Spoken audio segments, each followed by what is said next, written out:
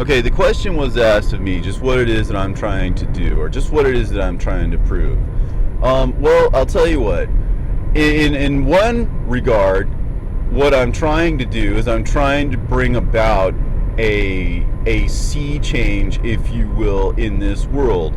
You know, this world, according to the Bible, basically comes with an expiration date. There are only a certain number of years that are going to be allowed to this world. The way that it's couched in spiritual terms is that 6 days or 6,000 years, because again, in spiritual terms, a day is as 1,000 years, and 1,000 years are as a day.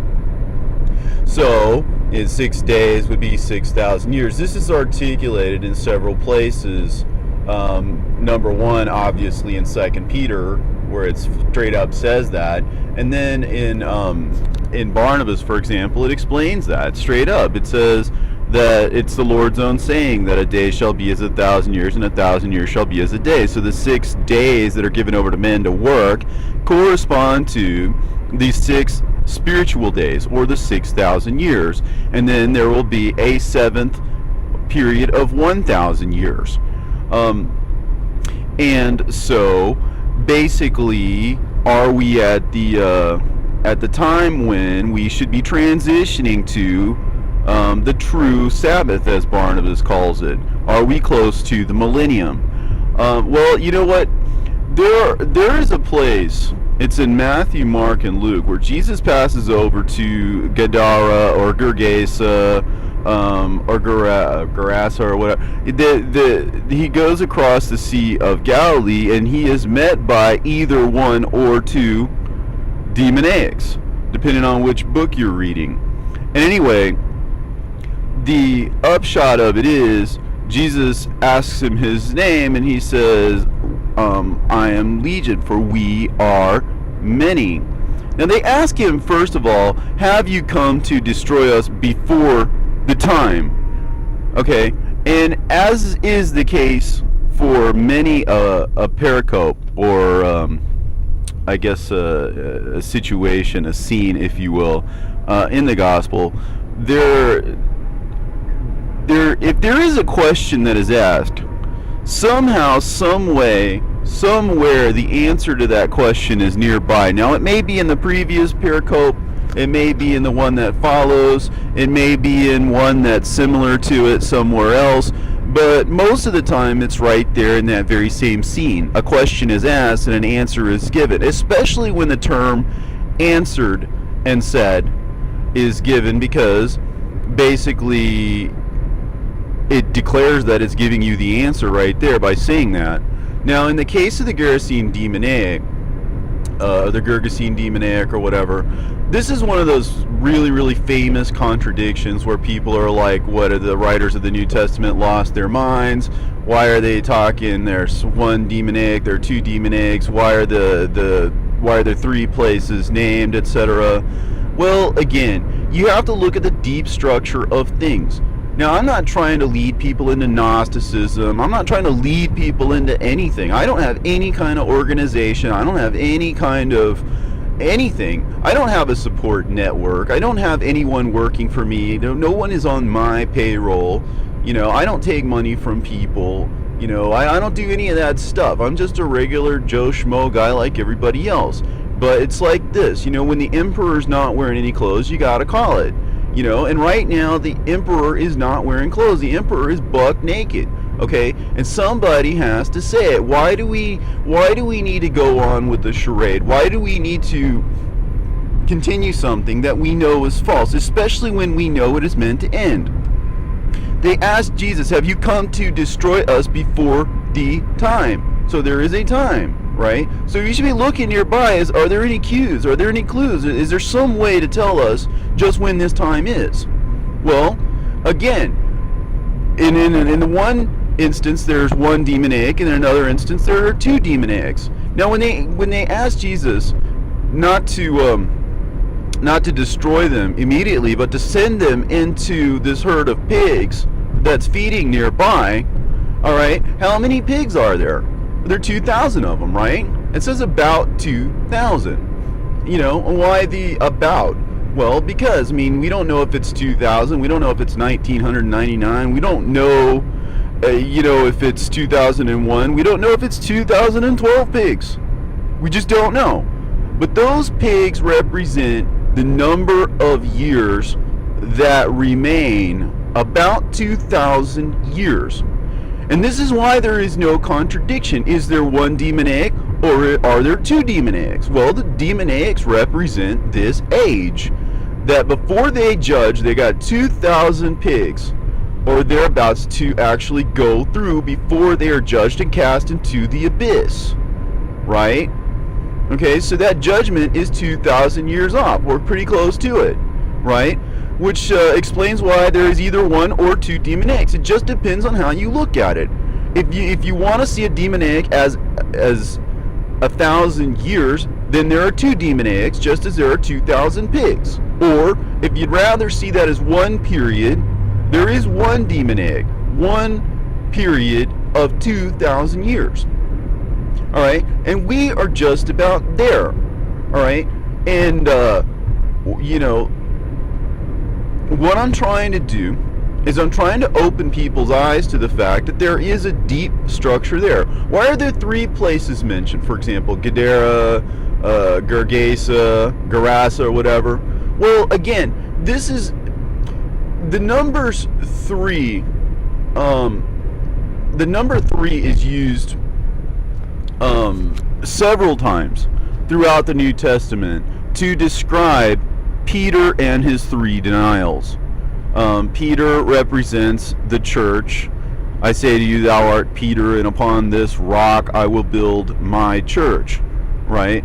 And as I've explained in about a million other places, each of the apostles has a certain spiritual significance. It just can be derived like a word puzzle, or just like a math puzzle. I mean, it's parables. Jesus says, I will open up my mouth in parables, and speak secrets that have been kept, since the foundation of the world. All right? Things are there. He's told us everything in advance. And everything is understood in retrospect, just as it was when, in New Testament times, the prophets spoke of the coming Messiah, right? And so when the Messiah did come, all of a sudden those prophecies that were in prospect could be understood as fulfilled, and then correspondingly understood in retrospect. Again, there is the Ark of the Covenant, in which there are 3 symbolic items. There are the tables of the law. There is Aaron's rod that budded and bore fruit, and there is the hidden manna. Now, the hidden manna is spoken of in the future tense, right? To him that overcometh, it says in Revelation, I will give to eat of the hidden manna. So that's a future revelation. Right? The hidden manna is in this box of covenants, this ark of covenants. An ark is something that preserves something, just like Noah's ark.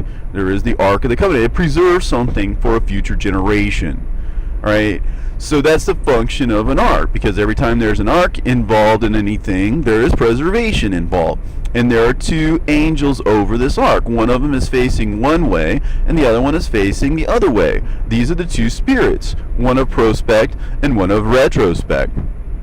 And over this box, which is designed to preserve these 3 symbolic items, which represent our covenants, again, Moses' tables of the law, that corresponds to the Old Testament. And guess what? Moses is at the Transfiguration with Jesus, right? And then and then there's the rod, Aaron's rod that budded. Well, again, Aaron was Moses' brother. He was the primary spokesman, actually, between the 2. Moses spoke with stammering lips, which is symbolic of the fact that Moses speaks in codes and parables, and he's hard to understand.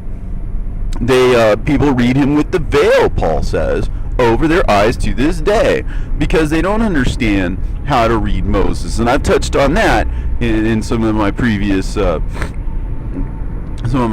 recordings. And then why does his rod get tested overnight and then bud in the morning? Well, the morning is symbolic of the dawning of the new day. When the day dawns, Peter says in 2 Peter, and the morning star arises in our hearts. We will be changed. We will be transformed. And so the trial represents people competing for his authority. Aaron's rod represented his authority. Rod, if you look it up, rod and reed are mentioned together in the same breath in Revelation. He gave me a reed like unto a rod. Well, the reed is what was used to measure back in Egyptian times, and it is actually the source, the root of the word that we have come to understand as the canon. You can go look it up. The word canon is derived from the reed, which is associated with the rod, right? And why is that? Well, because if it's Aaron's rod or his authority, and it is tested overnight, then that night represents this age of darkness, right? Those who walk at night stumble, right? It is this age of stumbling. It is this age of darkness. It is this age of, 2,000 years, right? Which we are destined to be tested by the church. Jesus says to Peter, Satan has desired to have you, that he might sift you as wheat. All right? So in other words, this is an age of testing. James says, don't be surprised at all the fiery trials which are there to try you. All right? This is, the church is destined to go through this period of 2,000 years, but it's also destined to come out of it. And just as sure as we have lived and walked in darkness, the day eventually does come. And what does it say? It says that God will give us a knowledge and a wisdom that no one will be able to deny or to gainsay. All right? Now, a lot of people associate that with the early reign of the church. And that was when Revelation was first given. And they talk about how at the time of Pentecost, for example, that this was fulfilled. But that was fulfilled in its day. It was the early rain. There was an early outpouring of the Spirit, and people understood things spiritually. This was when the truth was known. But unfortunately, and this is where some people kind of get hung up. They tend to look at the church as having preserved this mystery. They look at the church as having kept this information for us, preserved it or whatever, when in fact they haven't. When in fact they have been infiltrated, they have been taken over, they have been subverted. There is a spiritual meaning and there is a fleshly meaning to everything. There is a surface level meaning and there is a deep level meaning to everything.